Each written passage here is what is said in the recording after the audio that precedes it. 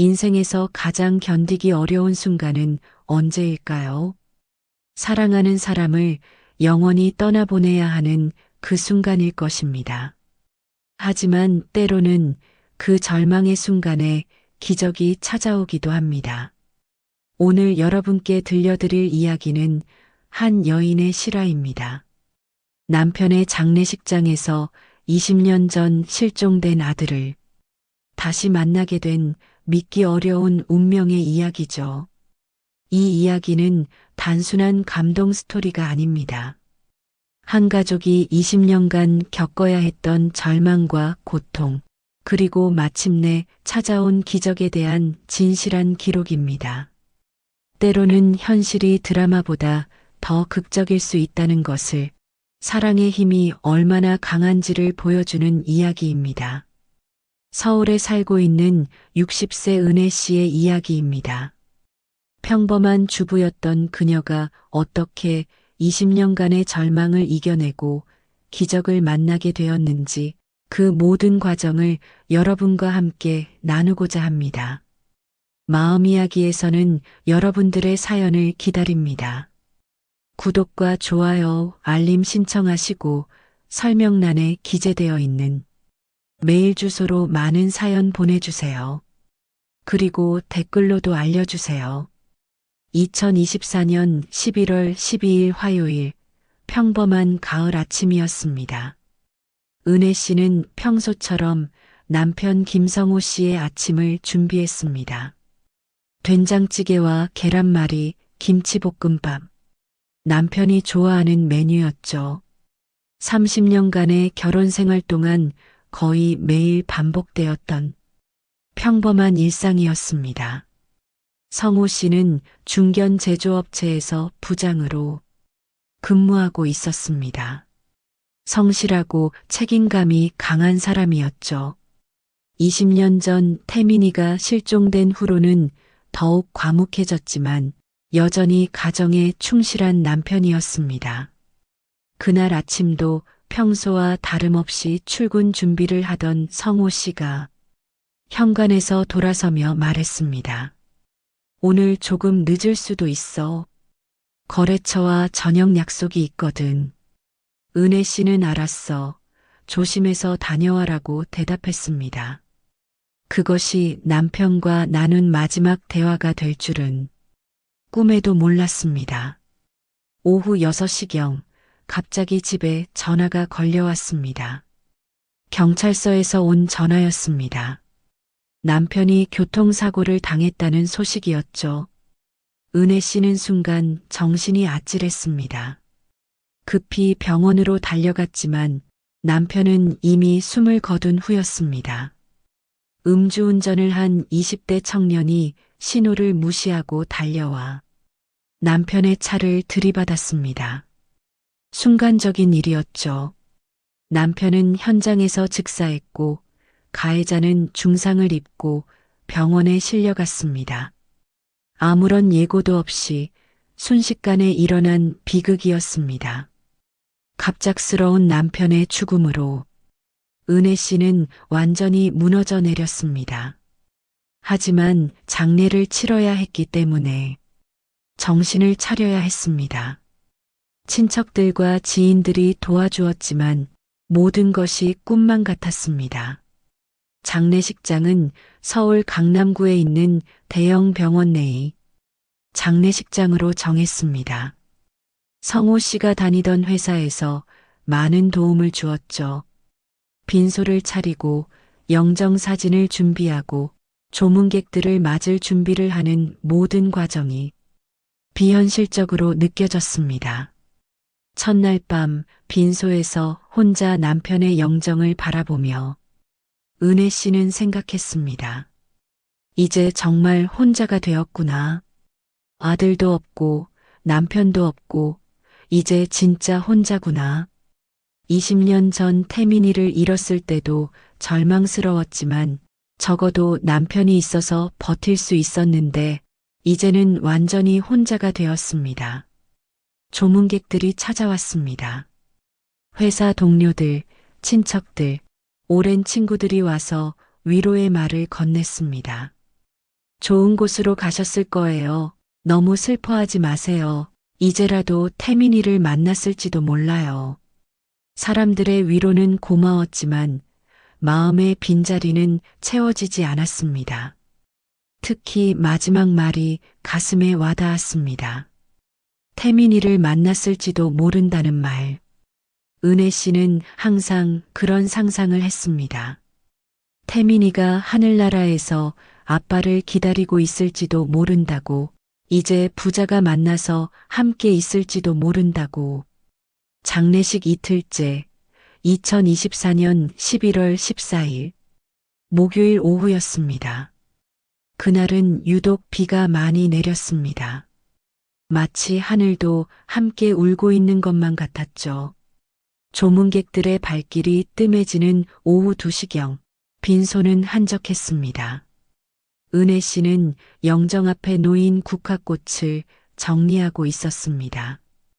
계속 사람들이 가져오는 꽃들로 인해 빈소가 꽃으로 가득했죠.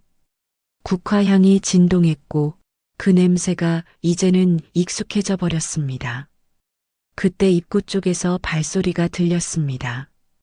은혜 씨는 고개를 들어 입구를 바라보았습니다. 검은 정장을 깔끔하게 차려입은 30대 초반으로 보이는 남성이 천천히 걸어오고 있었습니다. 키는 175cm 정도, 단정하게 빗어넘긴 머리카락, 고급스러운 수트와 넥타이를 메고 있었죠. 첫 인상은 성공한 사업가 같았습니다. 자신감 있는 걸음걸이, 단정한 외모, 품격 있는 분위기를 풍기고 있었습니다. 하지만 은혜 씨가 그 사람을 유심히 보게 된 이유는 따로 있었습니다. 그 사람의 전체적인 분위기와 체형이 왠지 낯익었기 때문입니다. 특별히 그 사람이 걸을 때의 모습이 뭔가 기억에 남았습니다. 왼발을 살짝 바깥쪽으로 벌리며 걷는 자세, 어깨를 약간 움츠리는 습관까지 모든 것이 익숙해 보였습니다. 남자는 영정 앞에 다가와서 깊이 절을 했습니다. 그 순간 은혜 씨의 심장이 거의 멈출 뻔했습니다. 고개를 숙여 절을 하는 그 사람이 왼쪽 귀 뒤편이 보였는데 그곳에는 3개의 점이 삼각형 모양으로 박혀 있었습니다.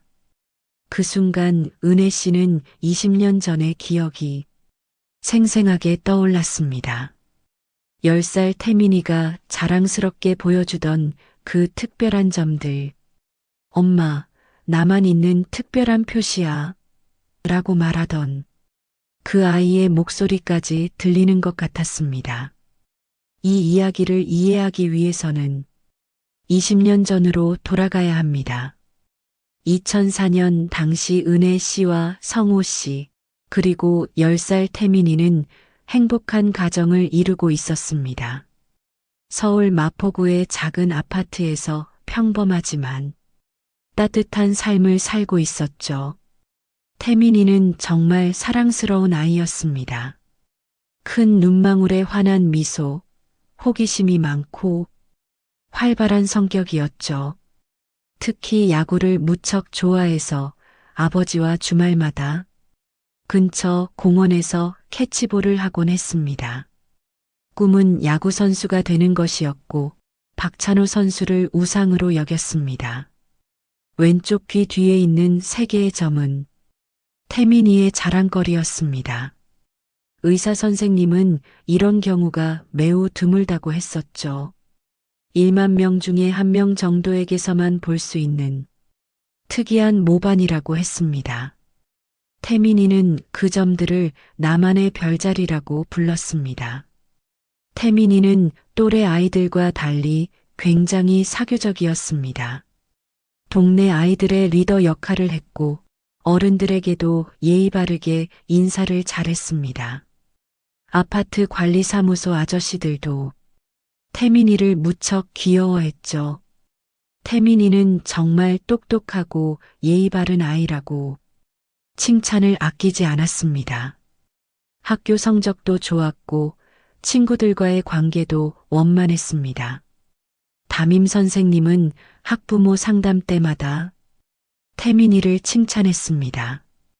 이렇게 밝고 건강한 아이는 처음 봐요. 앞으로가 더 기대되는 학생입니다. 그 당시 은혜 씨와 성호 씨는 둘째를 계획하고 있었습니다. 태민이도 동생을 갖고 싶어 했죠. 엄마, 동생이 생기면 내가 야구 가르쳐 줄 거야 라고 말하곤 했습니다. 2004년 7월 15일 화요일, 여름방학이 시작된 지 일주일 정도 지난 날이었습니다. 무더운 여름 날씨였지만 태민이는 에너지가 넘쳤습니다. 아침부터 친구들과 놀 계획을 세우고 있었죠. 그날 아침 은혜 씨는 태민이에게 아침으로 계란말이와 우유를 챙겨주었습니다. 태민이는 평소처럼 맛있게 아침을 먹고 엄마 나 동네 놀이터에서 친구들이랑 놀다가 올게라고 말했습니다. 은혜 씨는 그래. 그런데 너무 늦지 말고 와. 조금만 놀다가 일찍 들어와야 해라고 당부했습니다. 태민이는 알았어, 엄마. 라고 대답하며 현관문을 나섰습니다. 그때까지만 해도 모든 것이 평범한 일상이었습니다. 오후 3시경, 태민이는 친구들과 함께 아파트 단지 내 놀이터에서 축구를 하고 있었습니다. 아파트 경비실의 CCTV에 그 모습이 마지막으로 기록되었습니다. 친구들과 즐겁게 뛰어노는 태민이의 모습이었죠. 오후 4시쯤 친구들은 하나둘 집으로 돌아갔습니다. 태민이만 홀로 놀이터에 남아 있었습니다. 그리고 그때부터 태민이의 행적이 묘연해졌습니다. 오후 4시 30분경을 마지막으로 어떤 CCTV에도 태민이의 모습은 잡히지 않았습니다. 저녁 7시가 되어도 태민이가 집에 오지 않자 은혜 씨는 걱정이 되기 시작했습니다. 평소 태민이는 약속을 잘 지키는 아이였거든요. 성호 씨에게 전화해서 태민이가 아직 안 왔어라고 말했습니다. 저녁 8시, 9시가 되어도 태민이는 나타나지 않았습니다. 은혜 씨와 성호 씨는 동네를 돌아다니며 태민이를 찾기 시작했습니다. 놀이터, 친구집, 평소 자주 가던 문구점까지 모든 곳을 뒤졌지만 태민이는 어디에도 없었습니다. 밤 10시가 넘어서야 경찰에 신고했습니다. 당시 경찰은 수색을 하면서 돌아올 수도 있으니 조금 더 기다려보자라고 했지만 부모의 마음은 그럴 수 없었습니다. 태민이는 절대 집에 늦게 들어오는 아이가 아니었거든요. 그날 밤은 정말 길었습니다. 은혜 씨와 성호 씨는 잠을 한숨도 잘 수 없었습니다. 계속 문 앞에서 태민이가 돌아오기를 기다렸죠. 혹시나 해서 태민이 방문도 열어두었습니다. 태민이가 돌아왔을 때 바로 들어올 수 있도록 말이죠. 이튿날 아침 본격적인 수색이 시작되었습니다. 경찰뿐만 아니라 동네 주민들, 태민이 학교 선생님과 친구들의 부모님들까지 모두 나서서 태민이를 찾았습니다. 하지만 아무런 단서도 찾을 수 없었습니다. CCTV 분석 결과도 실망스러웠습니다. 아파트 단지 내에서는 태민이의 모습이 여러 차례 포착되었지만 단지를 벗어난 후의 행적은 전혀 알 수 없었습니다. 당시만 해도 지금처럼 CCTV가 많지 않았거든요. 경찰은 혹시 강에 빠진 것은 아닌지, 산에서 길을 잃은 것은 아닌지 여러 가능성을 열어두고 수색했습니다. 소방서에서도 출동해서 한강과 주변 산을 샅샅이 뒤졌지만 태민이의 흔적은 찾을 수 없었습니다.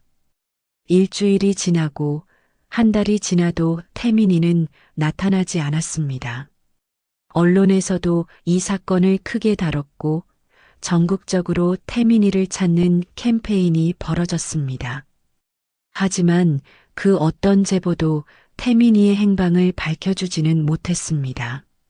시간이 지날수록 가족은 점점 무너져 갔습니다. 성호 씨는 자책감에 시달렸습니다. 그날 내가 일찍 들어왔으면 태민이와 함께 놀아줬으면 하는 후회가 그를 괴롭혔습니다. 점점 술에 의존하기 시작했고 직장에서도 제대로 일을 하지 못했습니다. 은혜 씨는 다른 방식으로 괴로워했습니다. 매일 태민이 방을 청소하고 태민이가 좋아하던 음식을 만들어 두었습니다. 혹시 태민이가 돌아올지도 모른다는 희망을 버릴 수 없었거든요. 친구들은 현실을 받아들이라고 조언했지만 은혜 씨는 들을 수 없었습니다. 태민이의 친구들도 충격을 받았습니다. 어린 나이에 친구의 실종을 경험한다는 것은 정말 힘든 일이었죠. 부모들은 아이들에게 태민이는 멀리 여행을 간 거야 라고 말해줬지만 아이들도 뭔가 심각한 일이 일어났다는 것을 직감하고 있었습니다. 학교에서도 특별한 조치를 취했습니다. 태민이의 자리는 그대로 두고 매일 출석을 부를 때도 태민이 이름을 불렀습니다. 선생님과 학생들 모두 태민이가 돌아오기를 기다렸죠. 하지만 1년이 지나고 2년이 지나도 태민이는 돌아오지 않았습니다. 경찰 수사도 사실상 중단되었고 언론의 관심도 점점 줄어들었습니다. 사람들은 하나둘 태민이를 잊어갔지만 부모에게는 매일이 태민이를 그리워하는 시간이었습니다. 성호 씨의 알코올 중독은 점점 심해졌습니다. 은혜 씨는 남편을 돌보면서 동시에 태민이를 기다려야 하는 이중의 고통을 겪었습니다. 이혼을 생각해 본 적도 있었지만 태민이가 돌아왔을 때 가족이 흩어져 있으면 안 된다는 생각에 참고 견뎠습니다. 이러한 사연이 있는 은혜 씨는 그날 남편의 장례식장에서 윤태민이라고 소개한 그 남자를 본 순간 머릿속이 매우 복잡해졌습니다. 20년간 기다려온 아들의 흔적을 발견한 것 같은 느낌과 동시에 그럴 리 없다는 이성적인 판단이 충돌했습니다. 윤태민은 영정 앞에서 정중하게 절을 한 후 은혜 씨에게 다가와 조의를 표했습니다. 고인의 명복을 빕니다. 훌륭한 분이셨는데 너무 안타깝습니다. 목소리도 성숙했고 말하는 방식도 완전히 어른이었습니다. 하지만 은혜 씨는 그 음성에서도 뭔가 익숙한 느낌을 받았습니다. 목소리의 톤이나 발음하는 방식이 어릴 적 태민이와 비슷한 면이 있었거든요. 특히 리을 발음을 할 때 혀끝을 살짝 내미는 버릇까지 똑같았습니다. 윤태민은 명함을 꺼내 은혜 씨에게 건넸습니다. DS건설 대표이사 윤태민이라고 적혀 있었죠. 명함을 받으면서 은혜 씨는 그의 손을 유심히 보았습니다. 손가락의 모양, 손목의 굵기, 심지어 손톱의 모양까지 모든 것이 어릴 적 태민이를 연상시켰습니다. 혹시 성함이? 은혜 씨가 조심스럽게 물어보자 윤태민은 윤태민입니다. 고인과는 최근에 사업상 인연이 있었습니다라고 대답했습니다. 같은 이름이라는 사실에 은혜 씨는 더욱 놀랐습니다. 나이는 어떻게 되시는지 은혜 씨의 질문에 윤태민은 올해 30살입니다라고 답했습니다. 태민이가 지금 살아있다면 정확히 30살이었습니다. 모든 것이 맞아떨어지는 것 같았지만 동시에 너무나 비현실적이었습니다. 윤태민과 대화를 나누는 동안 은혜 씨는 그의 모든 행동을 주의 깊게 관찰했습니다. 어릴 적 태민이만의 특별한 버릇들이 있었는데 혹시 이 사람에게서도 그런 버릇들을 찾을 수 있을지 궁금했습니다. 첫 번째로 발견한 것은 말을 할 때 고개를 살짝 왼쪽으로 기울이는 버릇이었습니다. 태민이는 어릴 때부터 집중해서 들을 때나 진지하게 대화할 때 항상 고개를 왼쪽으로 기울였습니다. 윤태민도 똑같은 자세를 보였습니다. 두 번째는 웃을 때의 표정이었습니다. 태민이는 웃을 때 왼쪽 입꼬리가 먼저 올라가고 눈이 초승달 모양으로 변했습니다. 윤태민이 가볍게 미소를 지을 때 정확히 같은 방식으로 웃었습니다. 세 번째는 손의 움직임이었습니다. 태민이는 긴장하거나 생각할 때 무의식적으로 왼손 검지로 턱을 긁는 버릇이 있었습니다. 윤태민과 대화를 나누는 동안 그도 몇 번 같은 행동을 했습니다. 가장 놀라운 것은 걸음걸이였습니다. 태민이는 어릴 때부터 왼발을 약간 바깥쪽으로 벌리며 걸었습니다. 의사는 이것이 태민이만의 특별한 보행 패턴이라고 했었죠. 윤태민이 장례식장을 나갈 때 그 걸음걸이가 태민이와 정확히 일치했습니다. 하지만 가장 결정적인 차이점도 있었습니다. 윤태민은 은혜 씨를 전혀 알아보지 못했다는 것입니다. 마치 완전히 처음 보는 사람을 대하는 듯한 정중하지만 거리감 있는 태도를 보였습니다. 윤태민이 떠난 후 은혜 씨는 완전히 잠을 이룰 수 없었습니다. 머릿속에서는 온갖 생각들이 맴돌았습니다. 너무 간절한 마음에 착각하는 것일까? 하지만 그 점들은 절대 우연일 수 없었습니다. 그 모든 버릇들이 우연히 일치할 수는 없는 법이었거든요. 새벽까지 잠들지 못하고 뒤척이다가 은혜 씨는 태민이의 어릴 적 사진들을 꺼내 보았습니다. 20년간 소중히 간직해온 사진들이었죠. 사진 속 태민이의 얼굴과 오늘 본 윤태민의 얼굴을 비교해 보았습니다. 물론 20년이라는 시간이 흘렀기 때문에 직접적인 비교는 어려웠습니다. 하지만 눈의 모양, 코의 라인, 얼굴의 전체적인 윤곽에서 유사점들을 발견할 수 있었습니다. 특히 미간 사이의 작은 주름이나 이마의 모양이 매우 비슷해 보였습니다. 은혜 씨는 태민이가 성장했을 모습을 상상해 보곤 했었습니다. 아이 때의 얼굴을 바탕으로 어른이 되었을 때의 모습을 그려보곤 했죠. 그 상상 속의 모습과 윤태민의 실제 모습이 놀랍도록 비슷했습니다. 하지만 동시에 의심도 들었습니다. 세상에 그런 우연이 있을 수 있을까? 20년 만에 남편의 장례식장에서 실종된 아들을 만난다는 것이 가능한 일일까? 너무나 드라마틱해서 현실적으로 받아들이기 어려웠습니다. 그럼에도 불구하고 은혜 씨의 마음 한편에서는 확신이 자라고 있었습니다. 어머니의 직감이라고 할까요? 그 사람이 바로 자신의 아들 태민이라는 느낌이 점점 강해지고 있었습니다. 이튿날 아침 은혜 씨는 본격적으로 윤태민에 대해 조사하기 시작했습니다. 컴퓨터를 켜고 DS건설, 윤태민이라는 키워드로 인터넷 검색을 해보았습니다. 검색 결과는 흥미로웠습니다.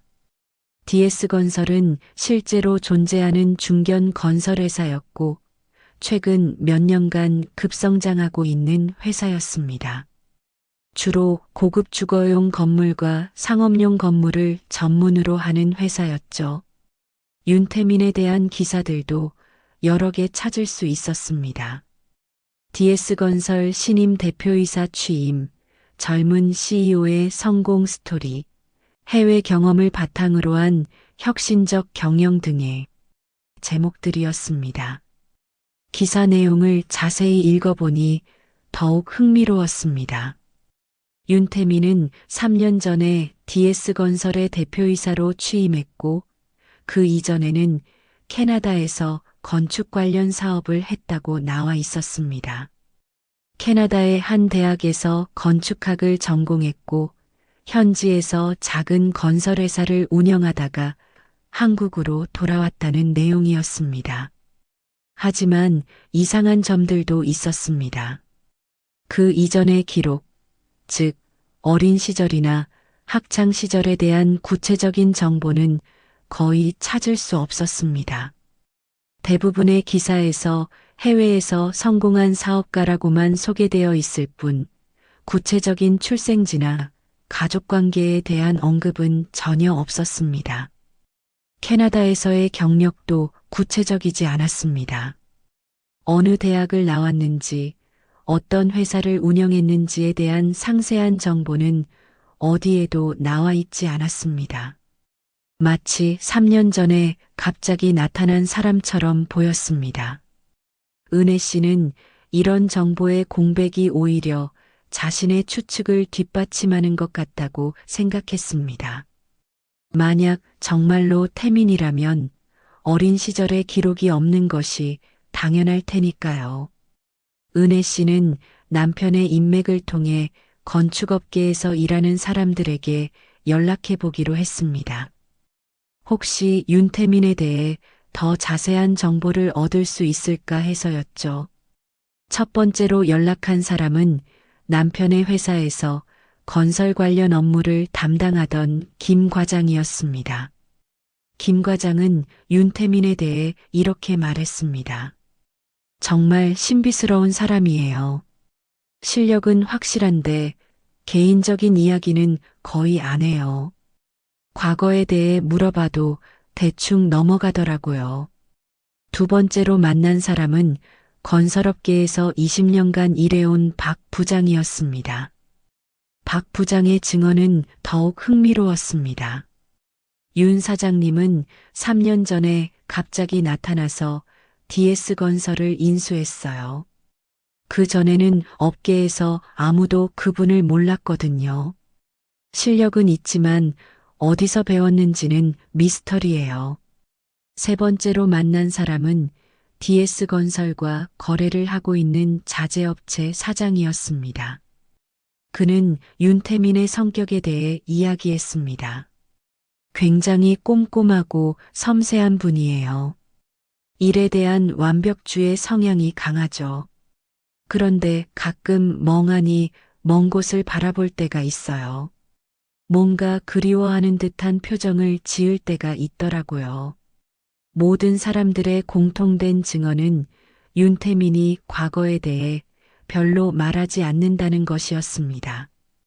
개인적인 질문을 하면 대화를 다른 쪽으로 돌리거나 아예 자리를 피하는 경우도 있다고 했습니다.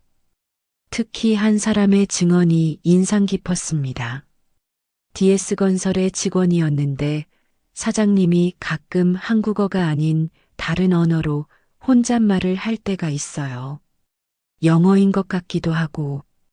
그리고 한국 음식을 정말 좋아하세요. 특히 된장찌개를 무척 좋아하시더라고요. 은혜 씨는 이러한 내용들을 종합해 본 결과 20년 전 잃어버렸던 아들 김태민이 지금 윤태민이구나라는 것을 확신할 수 있었습니다. 바로 DS건설회사로 전화를 하였습니다.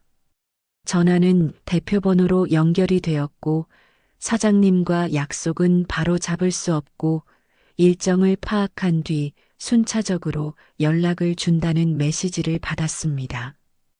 그로부터 일주일 후 윤태민의 비서로부터 연락이 왔습니다.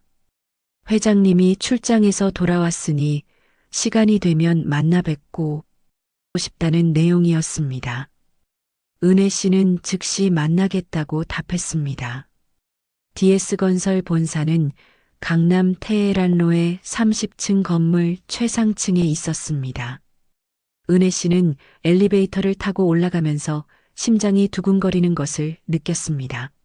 정말로 태민이라면 어떻게 반응해야 할까, 아니라면 어떻게 실망을 감당해야 할까. 30층에 도착하자 고급스러운 인테리어의 사무실이 펼쳐졌습니다. 대리석 바닥에 고급 가구들, 벽에는 건물들의 설계도와 완성된 건물 사진들이 걸려 있었습니다. 정말로 성공한 사업가의 공간이라는 느낌이 들었습니다. 비서가 안내해준 회장실은 더욱 인상적이었습니다. 서울 시내가 한눈에 보이는 멋진 전망, 고급스러운 책상과 의자, 벽면을 가득 채운 책들, 특히 건축 관련 서적들이 많이 보였는데 한국어로 된 책들과 영어로 된 책들이 함께 꽂혀 있었습니다. 잠시 후 윤태민이 들어왔습니다.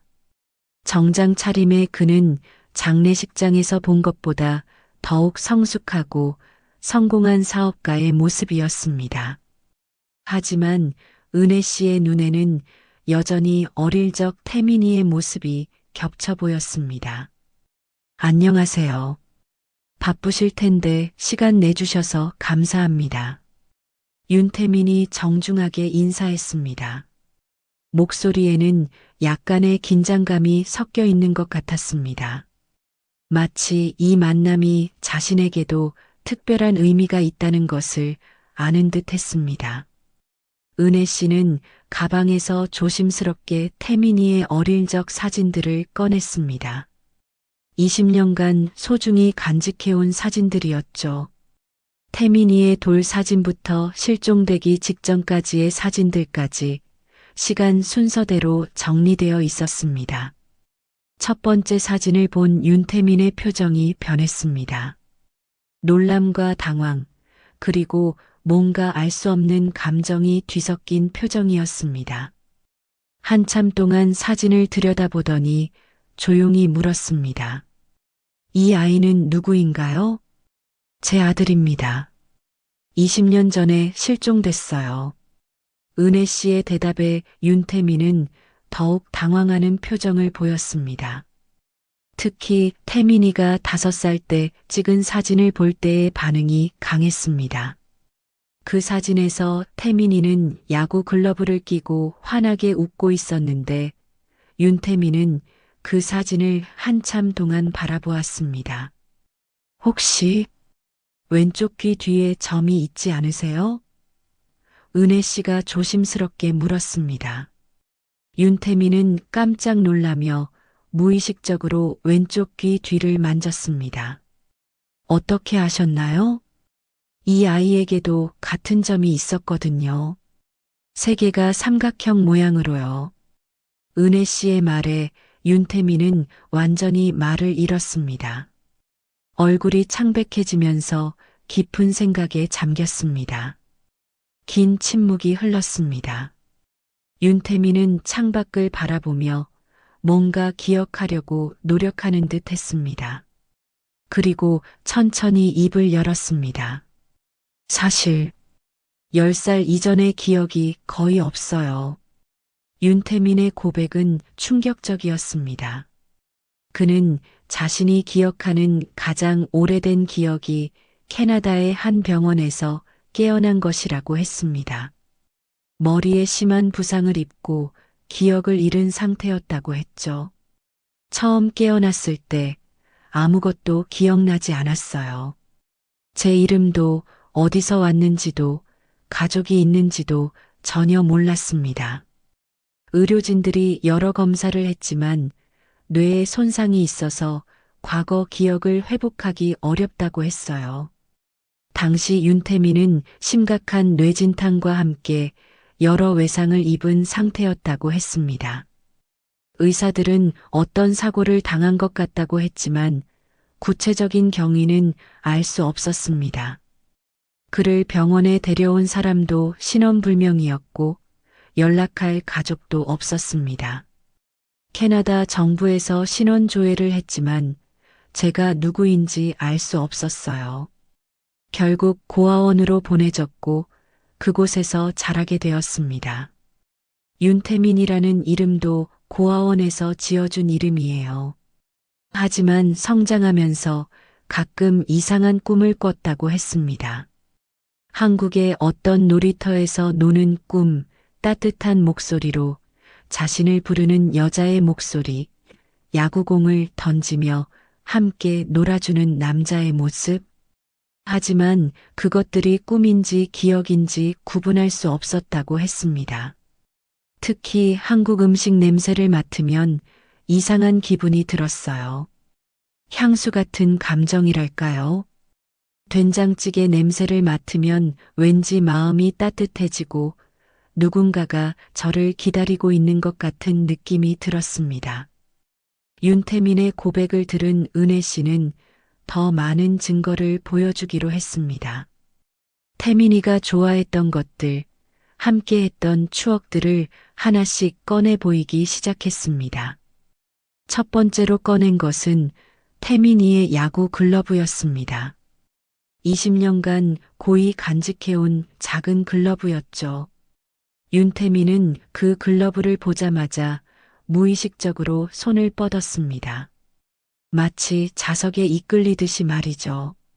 글러브를 손에 쥐는 순간 윤태민의 표정이 변했습니다. 이상해요. 정말 이상해요. 이 글러브가 왠지 익숙해요. 마치 제가 전에 써본 것 같은 느낌이 들어요. 은혜 씨는 태민이가 그 글러브로 아버지와 캐치볼하는 것을 얼마나 좋아했는지 이야기해 주었습니다. 주말마다 공원에 가서 몇 시간씩 공을 주고받으며 놀았다고 태민이의 꿈이 야구선수가 되는 것이었다고 말해 주었습니다. 윤태민은 글러브를 끼워 보았습니다. 20년이 지났지만 당연히 작았죠. 하지만 글러브를 끼는 동작이 너무나 자연스러웠습니다. 마치 몸이 기억하고 있는 것 같았습니다. 두 번째로 보여준 것은 태민이가 그린 그림들이었습니다. 7살 아이가 그린 서툰 그림들이었지만 그 안에는 가족에 대한 사랑이 가득 담겨 있었습니다. 엄마, 아빠, 태민이가 함께 있는 그림, 야구를 하는 그림, 놀이터에서 노는 그림들이었습니다. 그림 중에 특히 윤태민의 눈길을 끈 것이 있었습니다. 태민이가 그린 우리 집 그림이었는데 빨간 지붕에 노란 벽의 집 앞에 3명의 가족이 손을 잡고 서 있는 그림이었습니다. 윤태민은 그 그림을 보며 한참 동안 말이 없었습니다.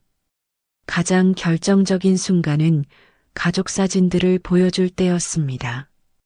은혜 씨는 태민이와 함께 찍은 수많은 가족 사진들을 가져왔습니다. 돌잔치부터 시작해서 생일, 크리스마스, 여행 등 다양한 순간들이 담긴 사진들이었습니다. 첫 번째 가족 사진을 본 윤태민의 반응은 충격적이었습니다. 사진 속 어린 태민이와 부모의 모습을 보며 얼굴이 완전히 변했습니다. 손이 떨리기 시작했고 호흡이 거칠어졌습니다. 이 사람들이 왜 이렇게 친숙해 보이죠? 윤태민은 떨리는 목소리로 물었습니다. 특히 은혜 씨의 젊은 시절 모습을 보며 강한 감정을 느끼는 것 같았습니다. 이 여자분의 미소가 제가 꿈에서 본 것 같아요. 따뜻하게 저를 안아주는 꿈을 꾼 적이 있어요. 이분과 똑같은 미소로요. 은혜 씨는 태민이가 6살 때 찍은 생일 사진을 보여주었습니다. 생일 케이크 앞에서 환하게 웃고 있는 태민이, 그 옆에서 아들을 사랑스럽게 바라보는 부모의 모습이 담긴 사진이었습니다. 윤태민은 그 사진을 보자마자 눈물을 흘리기 시작했습니다. 자신도 왜 우는지 모르겠다고 했습니다. 그냥 마음이 아프고 뭔가 그리운 감정이 올라온다고 했습니다. 이상해요. 정말 이상해요. 이 사진들을 보면 마음이 먹먹해져요. 뭔가 중요한 걸 잃어버린 것 같은 느낌이 들어요. 이 아이가 이 아이가 정말 저인가요? 은혜 씨는 마지막으로 태민이의 의료 기록을 꺼냈습니다. 태민이가 3살 때 다리를 다쳐서 수술받은 기록, 5살 때 폐렴으로 입원했던 기록, 그리고 정기 건강검진 기록들이었습니다. 특히 중요한 것은 태민이가 4살 때 받은 정밀 건강검진 결과였습니다. 그 당시 발견된 몇 가지 특이사항들이 기록되어 있었습니다. 왼쪽 귀 뒤에 삼각형 모양점, 오른쪽 어깨뼈 아래 작은 흉터, 왼쪽 발가락에 미세한 기형 등이었습니다. 은혜 씨는 윤태민에게 혹시 이런 특징들이 있는지 물어보았습니다. 윤태민은 놀라며 자신의 몸을 확인해 보았습니다. 정말로 의료 기록에 나온 모든 특징들이 일치했습니다. 이건 우연일 수가 없어요. 윤태민은 경악했습니다. 귀 뒤의 점은 그렇다 치더라도 어깨뼈의 흉터와 발가락의 특징까지 모두 일치한다는 것은 정말로 놀라운 일이었습니다. 은혜 씨는 태민이가 4살 때 넘어져서 어깨에 상처가 났던 일을 상세히 설명해 주었습니다. 놀이터에서 미끄럼틀을 타다가 떨어져서 날카로운 돌에 긁혔던 일이었죠. 그 상처가 아물면서 작은 흉터가 남았다고 했습니다. 왼쪽 발가락의 경우 태민이는 태어날 때부터 새끼발가락이 약간 안쪽으로 굽어 있었습니다. 의사는 성장하면서 자연스럽게 펴질 것이라고 했지만 결국 그대로 자란 상태였습니다. 윤태민의 발가락도 정확히 같은 모양이었습니다. 모든 증거들이 쌓여가면서 윤태민도 점점 확신을 갖기 시작했습니다. 하지만 여전히 믿기 어려운 상황이었습니다. 20년간 잃어버린 기억, 그리고 지금까지 살아온 삶이 모두 다른 정체성이었다는 것을 받아들이기가 쉽지 않았습니다. 정확한 확인을 위해 DNA 검사를 해보면 어떨까요? 윤태민이 먼저 제안했습니다. 저도 정말 궁금해요. 이 모든 우연이 실제로 가능한 일인지 말이에요. 은혜 씨는 이 제안을 기꺼이 받아들였습니다. 사실 그녀도 과학적인 확인이 필요하다고 생각하고 있었습니다. 감정적으로는 확신하고 있었지만 20년간의 기다림을 끝내기 위해서는 명확한 증거가 필요했습니다. DNA 검사 약속을 잡고 윤태민이 은혜 씨를 배웅해 주었습니다. 엘리베이터 앞에서 은혜 씨는 마지막으로 물어보았습니다. 혹시 아주 어렸을 때 엄마라고 부르던 기억은 없나요? 윤태민은 잠깐 생각하더니 대답했습니다. 가끔 꿈에서 그런 소리를 해요. 엄마라고 부르면서 누군가를 찾는 꿈을요. 깨고 나면 가슴이 아려서 한참 동안 잠을 못 자곤 했어요. 그 순간 은혜 씨는 확신했습니다. 이 사람이 바로 자신의 아들 태민이라는 것을. 과학적 증명이 필요하긴 하지만 어머니의 마음은 이미 답을 알고 있었습니다. 엘리베이터 문이 닫히면서 윤태민과 은혜 씨는 각자의 자리로 돌아갔습니다. 하지만 둘 다 그날 밤 잠을 이루지 못했습니다. 인생을 바꿀 수도 있는 검사 결과를 기다리는 마음으로 말이죠. 이틀 후 윤태민과 은혜 씨는 서울의 한 대형 병원에서 만났습니다. 서울 대형 병원의 진단검사의학과에서 DNA 검사를 받기로 한 것이었습니다. 이곳은 국내에서 가장 정확하고 신뢰성 있는 검사를 해주는 곳으로 유명했습니다. 검사실에 들어가기 전 두 사람은 잠깐 대화를 나눴습니다. 윤태민은 만약 정말로 모자 관계가 맞다면 저는 어떻게 해야 할까요? 라고 물었습니다. 20년간 다른 정체성으로 살아온 자신의 삶을 어떻게 정리해야 할지 막막했습니다.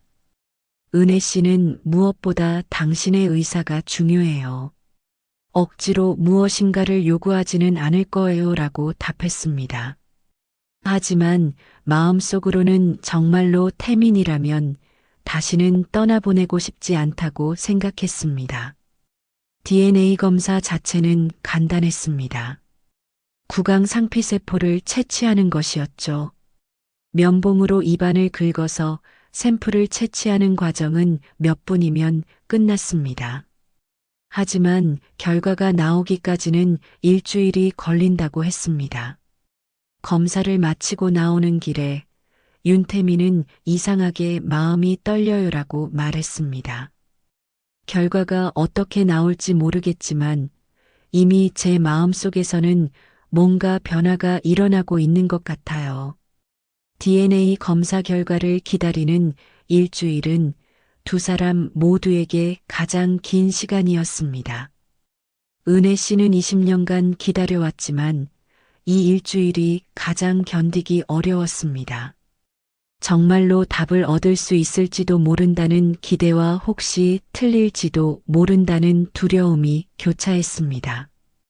윤태민 역시 복잡한 감정을 겪고 있었습니다. 회사 일에 집중하기 어려웠고 직원들도 평소와 다른 회장의 모습을 느낄 수 있었습니다.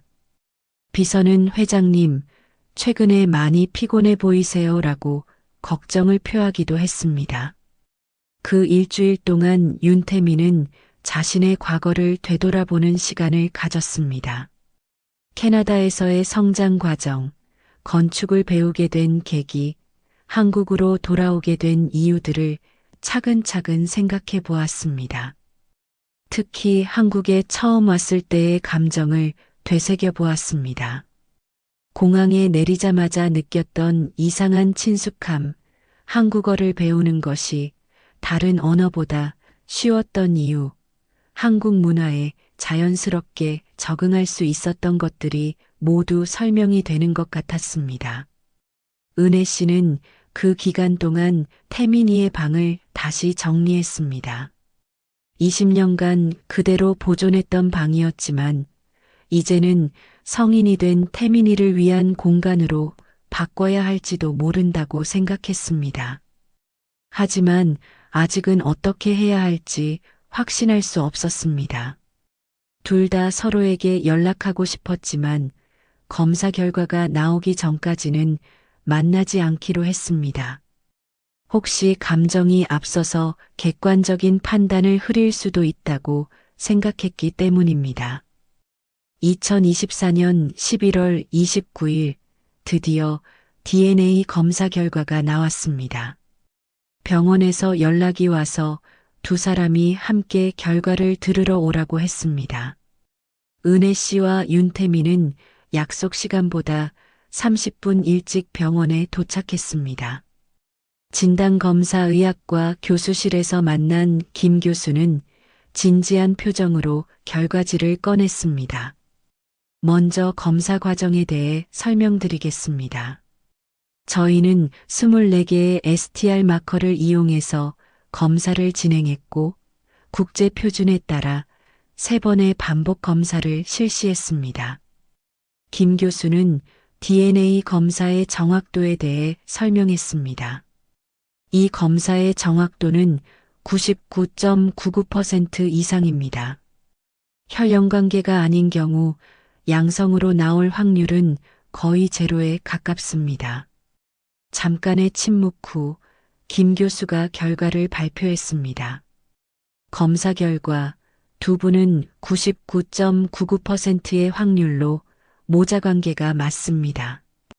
과학적으로 친자관계가 확실하다고 판정할 수 있습니다. 그 순간 은혜 씨는 눈물을 터뜨렸습니다. 20년간 기다려온 답을 드디어 얻은 것이었습니다. 윤태민도 충격을 받았습니다. 어느 정도 예상했던 결과였지만 실제로 확인되니 감정이 복받쳐 올랐습니다. 그럼 정말로 정말로 저는 윤태민은 말을 끝내지 못했습니다. 32년간 믿어왔던 자신의 정체성이 완전히 바뀌는 순간이었습니다. 동시에 20년간 잃어버린 가족을 되찾는 순간이기도 했습니다. 병원에서 나와 두 사람은 근처 카페로 갔습니다. 아직 현실이 믿어지지 않는 상황이었습니다. 과학적으로는 확인되었지만 감정적으로 받아들이기까지는 시간이 필요했습니다. 카페에 앉아서 윤태민은 천천히 입을 열었습니다. 어떻게 불러야 할지 모르겠어요. 20년간 다른 사람으로 살아왔는데 갑자기 아들이 되었다고 해서. 은혜 씨는 천천히 하세요. 억지로 무엇인가를 강요하지는 않을 거예요. 다만 제가 당신의 어머니라는 것, 당신이 제가 20년간 찾던 태민이라는 것만으로도 충분해요라고 말했습니다. 하지만 윤태민의 마음에서는 뭔가 변화가 일어나고 있었습니다. DNA 검사 결과를 들은 후부터 은혜 씨를 보는 시각이 달라지기 시작했습니다. 처음 만났을 때부터 느꼈던 친근감이 이제는 이해가 되었습니다. 그리고 마침내 그 순간이 왔습니다. 윤태민이 조심스럽게 어머니라고 불렀습니다. 20년 만에 처음으로 나온 어머니라는 말이었습니다. 은혜 씨는 다시 한번 눈물을 흘렸습니다. 그토록 듣고 싶었던 말을 20년 만에 다시 들을 수 있었습니다. 비록 성인이 된 아들의 목소리였지만 그 속에서 10살 태민이의 목소리를 들을 수 있었습니다. 태민아, 은혜 씨가 조용히 불렀습니다. 정말 우리 태민이구나. 그 순간 윤태민도 눈물을 흘렸습니다. 뭔가 오랫동안 잃어버린 것을 되찾은 느낌이었습니다. DNA 검사 결과로 친자 관계가 확인된 후 윤태민은 자신이 기억하는 모든 것을 어머니에게 털어놓기로 했습니다. 캐나다에서의 생활, 그리고 조금씩 떠오르는 과거의 기억들에 대해 자세히 이야기했습니다. 태민의 기억은 캐나다 토론토의 한 병원에서 깨어난 것부터 시작되었습니다. 당시 그는 심각한 머리 외상과 함께 몸 곳곳에 상처를 입은 상태였습니다. 의료진들은 그가 어떤 사고를 당했는지, 어떻게 병원에 오게 되었는지에 대해 명확히 알지 못했습니다. 나중에 알게 된 사실인데 저를 병원에 데려온 사람은 익명의 신고자였어요. 한국말을 하는 동양인 아이가 길에서 쓰러져 있다고 신고했다고 하더라고요. 하지만 그 신고자는 신원을 밝히지 않았고 다시는 나타나지 않았습니다.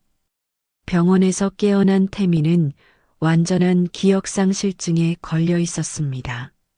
자신의 이름도 나이도 어디서 왔는지도 전혀 기억나지 않았습니다.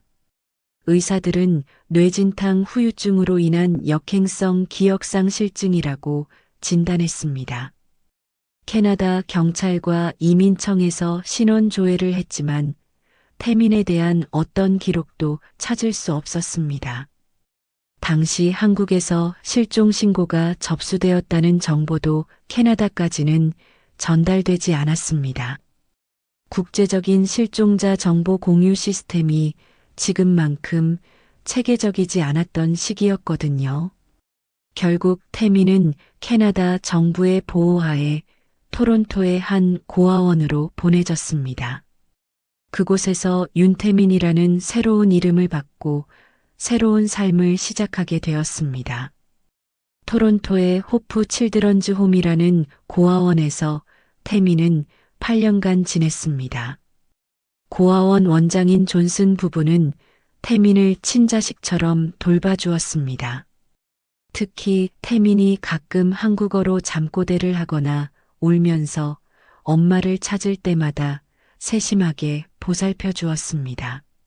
처음 몇 년간은 정말 힘들었어요. 계속 악몽을 꿨거든요. 어둡고 무서운 곳에 갇혀 있는 꿈, 누군가가 저를 데려가려고 하는 꿈을 반복해서 꿨어요. 그리고 항상 누군가를 찾고 있었어요. 누구인지는 모르지만 정말 중요한 사람을 잃어버린 것 같은 느낌이 계속 들었습니다. 태미는 고아원에서 영어를 배우며 캐나다 사회에 적응해 나갔습니다. 하지만 동시에 한국어도 잊지 않으려고 노력했습니다. 왜 그래야 하는지는 모르겠지만 한국어를 잊으면 안 된다는 강박감 같은 것이 있었다고 합니다. 고등학교 시절 태미는 건축에 대한 특별한 재능을 보이기 시작했습니다. 수학과 공간 감각이 뛰어났고 건물 설계에 대한 남다른 감각을 가지고 있었습니다. 담당 상담사는 태민에게 건축학을 전공할 것을 권했습니다. 건축을 처음 접했을 때 왠지 모르게 익숙한 느낌이 들었어요.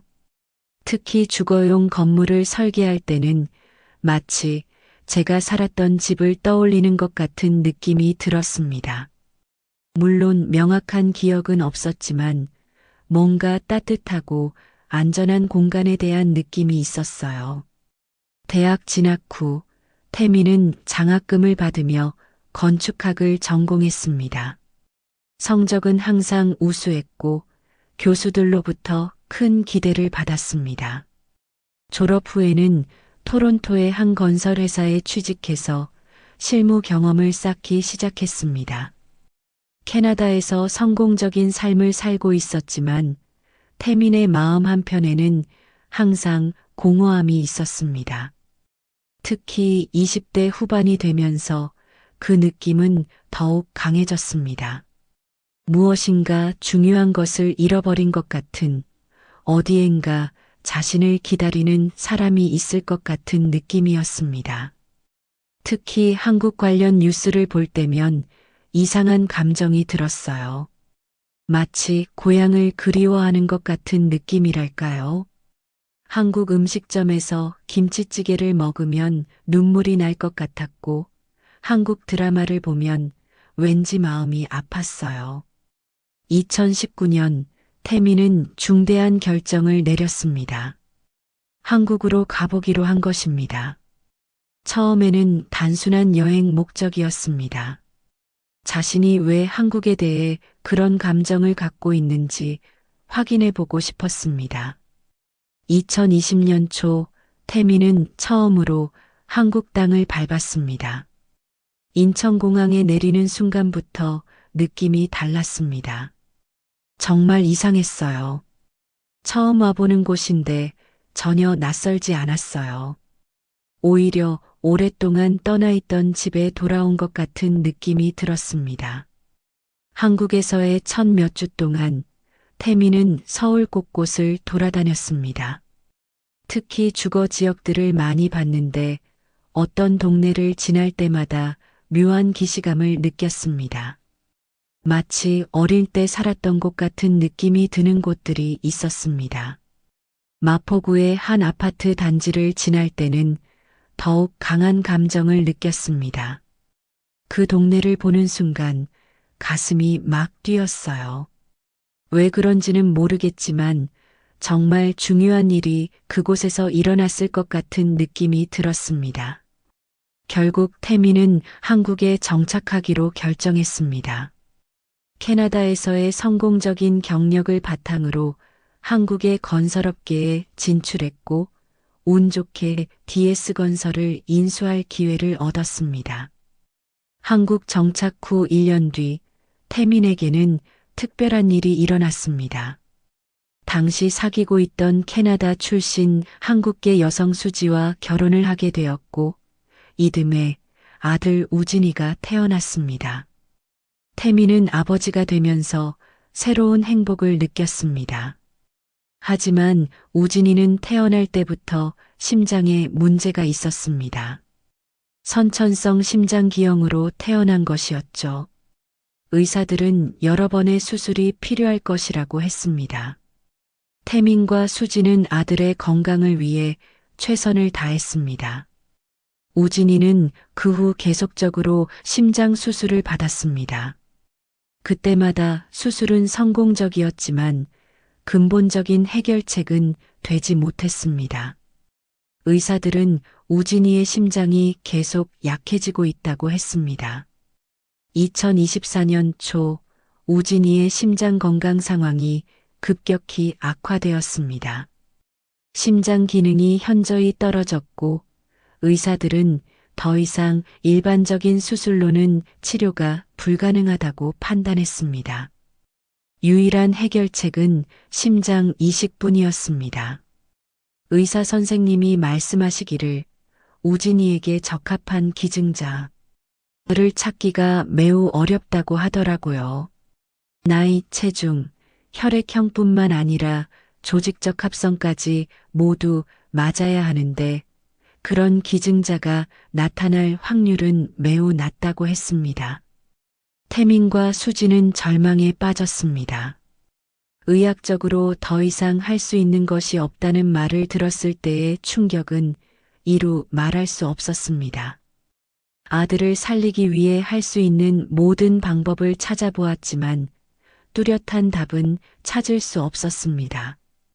그런 상황에서 태민은 은혜 씨의 남편인 김성호 씨와 사업상 만나게 되었습니다. 그리고 운명처럼 김성호 씨의 장례식장에서 어머니 은혜 씨와 재회하게 된 것입니다. DNA 검사 과정에서 우진이의 혈액형과 조직적 합성도 함께 확인해 보았는데 놀라운 사실이 밝혀졌습니다. 할머니인 은혜 씨가 우진이에게 가장 적합한 기증자라는 것이었습니다. 하지만 이것은 동시에 새로운 딜레마의 시작이기도 했습니다.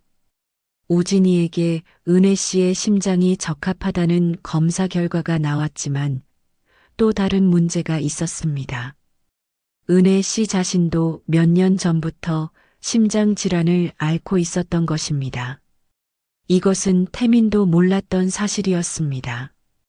은혜 씨는 3년 전 정기 건강검진에서 심장 판막이 약해졌다는 진단을 받았습니다. 점진적으로 악화되는 질환이었지만 아직 일상생활에는 큰 지장이 없어서 특별한 치료는 받지 않고 있었습니다. 하지만 나이와 질병을 고려할 때 심장 이식 수술의 기증자가 되기에는 위험도가 매우 높았습니다. 심장 이식 전문의인 박 교수는 솔직하게 말했습니다. 환자분의 나이와 심장 상태를 고려할 때 기증 후 생존 가능성은 매우 낮습니다. 심장 기증은 기증자의 뇌사를 전제로 하는데 현재 상태에서는 권장하기 어렵습니다. 하지만 은혜 씨의 결심은 확고했습니다. 의사 선생님, 제가 몰랐을 때는 어쩔 수 없었지만 이제 제 손자를 살릴 수 있다는 걸 알았는데 가만히 있을 수는 없어요. 20년 동안 아들을 기다렸는데 이제 그 아들의 아이까지 잃을 수는 없습니다. 태민은 극구 만류했습니다. 어머니, 안 돼요. 이제 막 만났는데 다시 잃을 수는 없어요. 다른 방법을 찾아봐요. 시간이 걸리더라도 다른 기증자를 기다려봐요. 하지만 의학적 현실은 냉혹했습니다. 우진이의 상태는 계속 악화되고 있었고 시간이 많지 않았습니다. 의사들은 빨라야 한두 달 안에 수술을 해야 한다고 했습니다. 그 시간 안에 적합한 기증자가 나타날 가능성은 거의 희박했습니다. 며칠간의 고민 끝에 은혜 씨는 최종 결정을 내렸습니다. 우진이에게 자신의 심장을 기증하기로 한 것입니다. 태민이 아무리 만류해도 뜻을 굽히지 않았습니다. 은혜 씨는 수술 전에 태민과 우진이를 위한 편지를 썼습니다. 그 편지에는 20년간 하지 못했던 모든 이야기들이 담겨 있었습니다. 사랑하는 태민아, 20년 만에 다시 만난 우리 아들에게 너를 잃었을 때부터 지금까지 매일매일이 너를 그리워하는 시간이었다. 내가 돌아올 거라는 희망 하나로 버텨왔는데 정말로 돌아와줘서 고맙다. 비록 내가 나를 기억하지 못하지만 그건 중요하지 않다. 내가 건강하게 자라서 이렇게 훌륭한 사람이 되었다는 것만으로도 충분히 감사하다. 내가 겪었을 고통을 생각하면 마음이 아프지만 그 모든 시간들도 너를 더 강하고 지혜로운 사람으로 만들어준 것 같다. 우진이에게는 할머니의 마음을 전해주고 싶다. 비록 짧은 시간이었지만 우진이를 보는 순간 너무나 사랑스러웠다. 내가 어릴 때와 정말 많이 닮았더구나. 우진이가 건강하게 자라서 너처럼 착하고 훌륭한 사람이 되기를 바란다. 내 마지막 선택이 너희에게 부담이 되지 않았으면 좋겠다. 이것은 나의 자유로운 선택이고 나에게는 가장 의미 있는 일이다. 20년 전에 너를 지켜주지 못했던 것이 평생 한이었는데 이제라도 우진이를 지켜줄 수 있어서 오히려 감사하다. 편지를 쓰면서 은혜 씨는 눈물을 흘렸지만 그 눈물은 슬픔보다는 안도감에 가까웠습니다. 드디어 자신이 해야 할 일을 찾은 것 같았습니다. 수술 날짜가 정해진 후 병원에서는 특별한 배려를 해주었습니다. 가족들이 함께 시간을 보낼 수 있도록 개인 병실을 제공해 주었고 우진이도 할머니와 함께 있을 수 있게 해주었습니다. 수술 전날 밤 작은 병실에는 태민, 은혜 씨, 그리고 우진이가 함께 있었습니다. 손자 우진이는 상황의 심각성을 완전히 이해하지는 못했지만 어른들의 슬픈 분위기는 느낄 수 있었습니다. 할머니, 왜 모두가 슬퍼해요? 우진이가 순진하게 물었습니다. 은혜 씨는 우진이를 안으며 말했습니다. 슬픈 게 아니야, 우진아. 할머니가 우진이에게 특별한 선물을 줄 거라서 그래. 어떤 선물이에요? 우진이가 눈을 반짝이며 물었습니다. 은혜 씨는 가슴을 가리키며 말했습니다. 할머니의 마음을 우진이에게 줄 거야. 그러면 우진이가 더 건강해지고 할머니는 항상 우진이와 함께 있을 수 있어. 태미는 이 대화를 들으며 눈물을 참을 수 없었습니다. 어머니의 숭고한 사랑과 5살 아들의 순수함이 만나는 순간이었습니다. 그날 밤 은혜 씨는 태민에게 20년간 하지 못했던 이야기들을 들려주었습니다. 태민이 어릴 때 좋아했던 것들, 함께했던 추억들, 실종된 후 어떤 마음으로 기다려왔는지에 대한 모든 이야기를 했습니다. 내가 제일 좋아했던 게 야구였어. 아빠와 매주 공원에 가서 캐치볼을 하곤 했지. 내 꿈이 야구 선수가 되는 거였거든. 그리고 된장찌개를 정말 좋아했어. 매일 해달라고 조르곤 했지. 태미는 어머니의 이야기를 들으며 조금씩 기억의 조각들이 떠오르는 것을 느꼈습니다. 명확한 기억은 아니었지만 따뜻한 감정들이 마음속에서 움트고 있었습니다. 수술 당일 아침 의료진들이 분주하게 움직였습니다. 심장이식 수술은 병원에서도 가장 큰 수술 중 하나였기 때문에 최고의 의료진들이 투입되었습니다. 수술실로 들어가기 전 은혜 씨는 마지막으로 가족들과 인사를 나눴습니다. 우진이를 꼭 안으며 말했습니다. 우진아, 할머니가 우진이 마음속에 살 거야. 아프지 말고 건강하게 자라렴. 태민에게는 20년 늦었지만 내가 내 아들이라는 것이 정말 자랑스럽다. 훌륭하게 자라줘서 고맙다라고 말했습니다. 수술은 오전 9시에 시작되어 오후 5시까지 8시간 동안 계속되었습니다. 심장이식 수술 중에서도 특히 어려운 케이스였습니다. 기증자와 수혜자 모두의 상태를 고려해야 했기 때문입니다. 태미는 수술실 밖에서 8시간을 기다렸습니다. 가장 긴 시간이었습니다. 어머니를 잃고 아들을 구하는 것인지 아니면 둘 다 잃게 되는 것인지 알 수 없어서 미칠 것 같았습니다. 오후 5시 30분, 드디어 수술실 문이 열렸습니다. 집도의인 박 교수가 나와서 말했습니다. 수술은 성공적으로 끝났습니다. 우진이의 새로운 심장은 완벽하게 작동하고 있습니다. 의료진들은 최선을 다했고 은혜 씨의 몸에서 심장이 적출되는 순간 평화로운 표정으로 마지막 여생을 마무리하였습니다. 마치 자신이 해야 할 일을 모두 마쳤다는 듯한 안도의 표정이었습니다. 태미는 수술실에서 나오는 어머니 은혜 씨의 손을 꼭 잡고 있었습니다. 은혜 씨가 세상을 떠난 지 한 달 후, 우진이는 완전히 새로운 삶을 시작했습니다. 할머니의 기증한 심장은 우진이의 몸에 완벽하게 자리 잡았고, 이제 다른 아이들과 똑같이 뛰어놀 수 있게 되었습니다. 가장 놀라운 변화는 우진이의 성격이었습니다. 수술 전에는 심장이 약해서 항상 조심스럽고 내성적이었던 아이가 수술 후에는 밝고 활발한 성격으로 변했습니다. 마치 할머니의 강인함과 긍정적인 에너지까지 함께 받은 것 같았습니다. 의사들도 우진이의 회복 속도에 놀랐습니다. 이렇게 빠르고 완벽한 회복을 보인 경우는 드물어요. 새로운 심장이 완벽하게 적응했을 뿐만 아니라 아이의 전체적인 건강 상태가 이전보다도 더 좋아졌습니다. 우진이는 종종 할머니 이야기를 했습니다.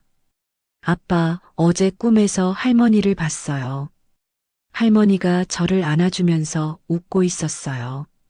태미는 이런 아들을 보며 정말로 어머니가 우진이와 함께 있다는 것을 믿게 되었습니다. 특히 우진이가 보이는 몇 가지 새로운 습관들이 흥미로웠습니다.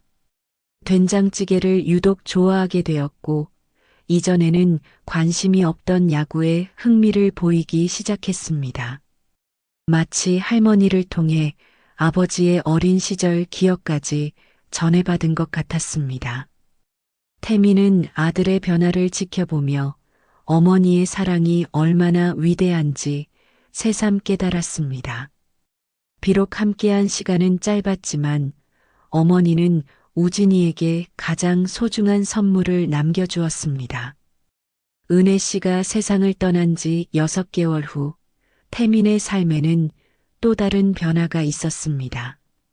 우진이의 치료 과정에서 만난 소아심장외과 의사 지은 씨와 재혼을 하게 된 것입니다.